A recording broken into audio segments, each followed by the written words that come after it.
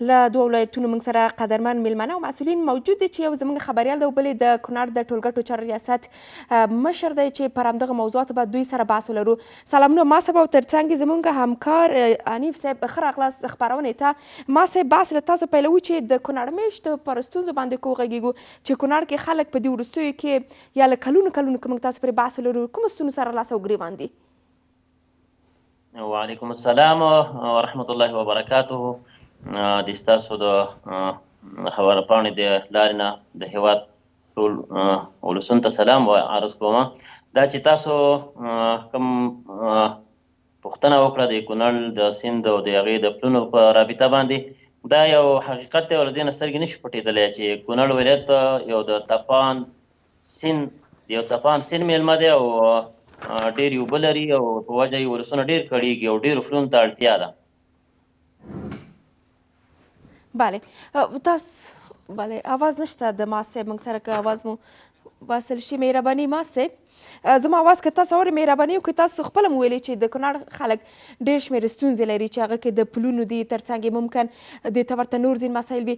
په دغه برخه کې پلانونه څه موجود دي؟ کوم برخو کې پلان تاسو تر لاسه لاندې لرئ چې د کونړ میشتو خلکو ستونزو ته دې رسېدنه وشي؟ نو په دغه برخه کې موږ کم پلونه چې نړېدلي وو د تېر حکومت په دور کې جوړ شوي وو هغه بیرته واپس خراب شوي وو، نو د هغه برخه کې موږ هڅې کوو یو څه پلونه مو رغولي هم دي او یو دوه یا درې پلونه چې هغه شاید ضرورت د ولسونو لري او مشکلات یې هم ډېر معاشره کې پېښ کړي دي. را روان دغه کوم کال چې شروع 1403 کال په پلان کې مو هغه نیولې دي د خپلې رهبرۍ سره مو هغه مشکلات شریک کړي دي او انشاءالله اطمینان یې راکړی ده ممکن په دې کال کې دغه پاتې پلونه هم ورغول شي. بله ما صاحب تاسو سره تم کېږم پر همدغه موضوعاتو باندې. خپله تاسو وړاندې موږ په خبري کلب کې ستاسو لیدلي دي چې ډېر شمېر خلک دي چې اوس هم تګ راتګ یې په کیبلونو باندې، حتی همدغه کیبلونه تاسو ویل چې ستونزه درلودلی شي، څومره خطرناکه ده د کونړ میشتو لپاره چې په دغو کیبلونو باندې دوی تګ راتګ کوي؟ د کونړ سیند خو تاسو موږ ټول هېوادوالو ته معلوم دی چې یو صفان او ډېر زیات اوبه لري، نو ډېر مشکلات ولسونو ته واقعا په دغه موضوع کې شته دی او دغه اکثره ځایونو کې پلونو ته ضرورت دی او واقعا چې په اکثره ځایونو کې ولسونه د دغه کیبلي پلونو یا خاص کیبلو په توسط سره یو ځانګوی جوړه کړې وي هغې سره تګ راتګ کوي، ضرورت شته دی او انشاءالله د موږ هوډ او قصد او عزم هم شته دی چې کوشش کوو تر څو د خپلو ولسونو دغه ستونزې ورحل کړو او د امکاناتو په شتون کې انشاءالله خپل امکانات به د خپلو ولسونو نه کله هم ونه سپمو، خپلو ولسونو ته خدمت ته انشاءالله تیار یو. ما صاحب دغه ستونزې یوازې په یو څو محدودو لرو پرتو سیمو او ولسوالیو کې د کونړ میشتو ده که نه په کلي شکل باندې په هغه ځایونو کې په هغه ولسوالیو لرو پرتو سیمو کې چې له سیند څخه تېرېدونکې لارې موجودې دي، د پلونو ستونزې پکې موجودې دي؟ زه به داسې ووایم تقریبا د کونړ ټول ولایت د دغه مشکل سره مخ دی او د کونړ صفان سیند هغه د کونړ په ټوله برخه باندې هغه تیر شوی دی، خصوصا بعضې سرداري لکه د پیش دره چې موږ بولو د کونړ د نورستان مرکزي نورستان یو طرف سیند پرې راغلی هغه هم د دغه مشکلاتو سره مخ دي. دې خوا شرقي نورستان چې بولو چې کوم مرکزي سیند را روان دی پرې ډېر سیند دی دغه طرف ته هم دغه مشکلات شته دی خو په عموم کې ټول کونړ د اوبو د ډېروالي په موسم کې د دغه مشکلاتو نه کړېږي او ستونزې شته دی. بله بله خلک تاسو حتما په جریان کې پاتې سوي اوسئ، د هغوی ستونزې ته تاسو پورې رسېدلي دي چې خورا ډېر زیات جدي او ستونزو سره دوی لاس او ګریوان پاتې شوي دي. په دغه برخه کې حکومت ته ډېره زیاته د دوی تمه ده او سترګې دي چې ګواکې حکومت باید په دغه برخه کې دوی سره همکاري وکړي. حکومت څومره په چټکۍ سره کولی شي چې په دغه برخه کې خپل پلان تطبیق کړي؟ وړاندې تاسو ویلې چې یو سلسله پلانونه موجود دي چې تېر نړېدلي پلونه به په کونړ کې جوړ کړئ. نو په دغه برخه کې د موږ حکومت او د کونړ ټولګټو چارو ریاست په نمایندګۍ خپل رهبرۍ د فوید عامې وزارت رهبرۍ او هغه ټول دې ته متوجه دي او تقریبا زه به یادونه ترې وکړم چې د شلتن ولسوالۍ او د شګل ولسوالۍ ترمنځ کوم پل چې 102 متره طول باندې دا ډېر غټ پل و نړېدلی او هغه موږ په ډېرو کم امکاناتو باندې ورغولو او هلته کې چې کوم دی اوس ولسونه ترې استفاده کوي.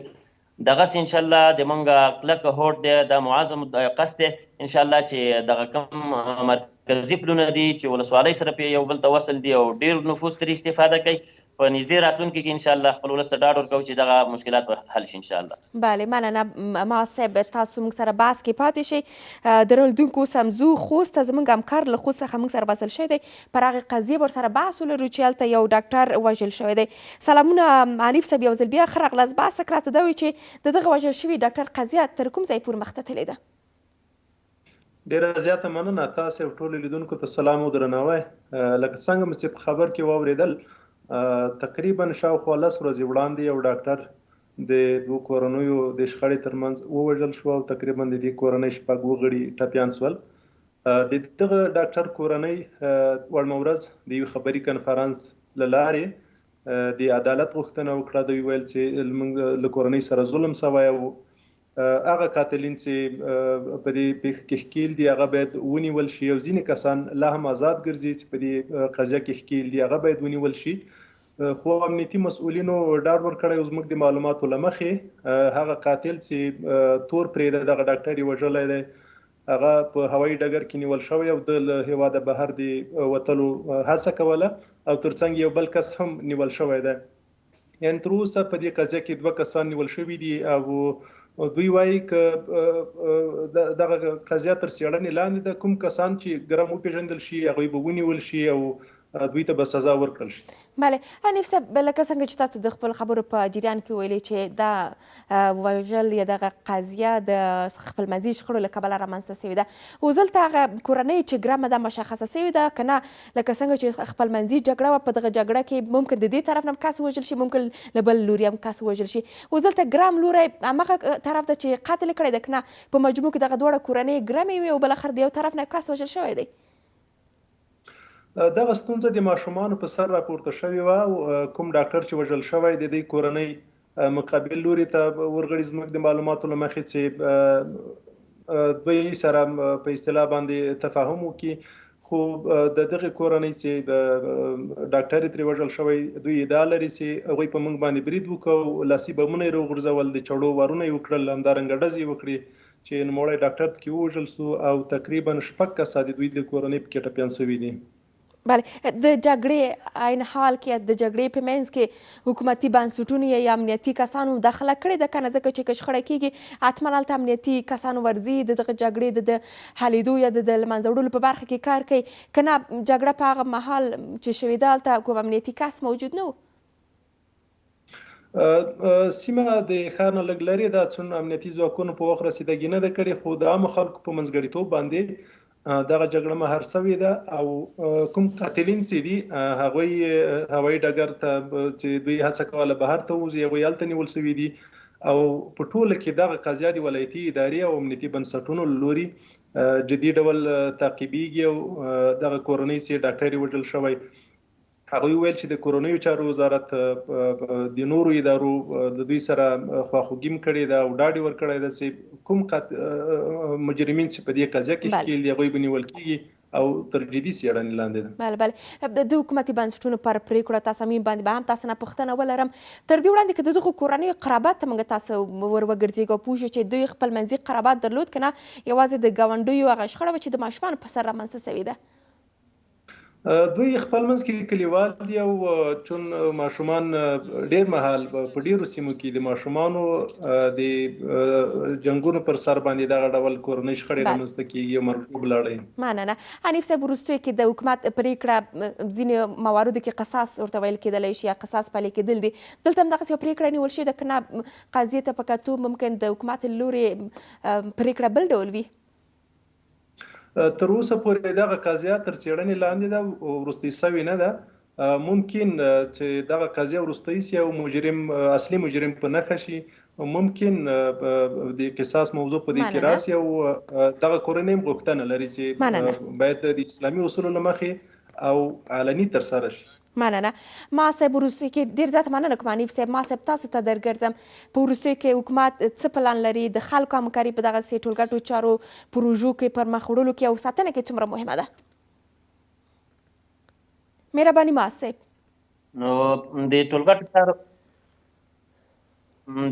چارو وزارت د خپل پلان او د خپلې پالیسۍ سره په موافقت باندې هغه د راروان کال لپاره دلته په کونړ کې انشاءالله موږ ته یې ډاډ راکړی کوم چې دغه غټ مشکلات دي د پلونو په رابطه باندې یا نور داسې کوم ځای کې سړکونه چې کوم سړکونه د ټولګټو چارو وزارت مربوط دي او مشکلات لري انشاءالله موږ ته یې د هغه مشکلاتو د حل پوره ډاډ راکړی دی او موږ هم د هغه مشکلاتو خبر ورته کړې او څه شریک کړي مو دي. ډېره زیاته مننه کوم درنو میلمنو دا چې موږ سره مو بحث کې ګډون وکړو. مننه ښه ورځ ولرئ. درنو لیدونکو را سره د کونړ د ټولګټو چارو رئیس ښاغلی قدرت الله ماس او خوست کې زموږ خبریال ښاغلی محمد یوسف انیف چې پر دغه قضیو باندې موږ سره خپل معلومات شریک کړل.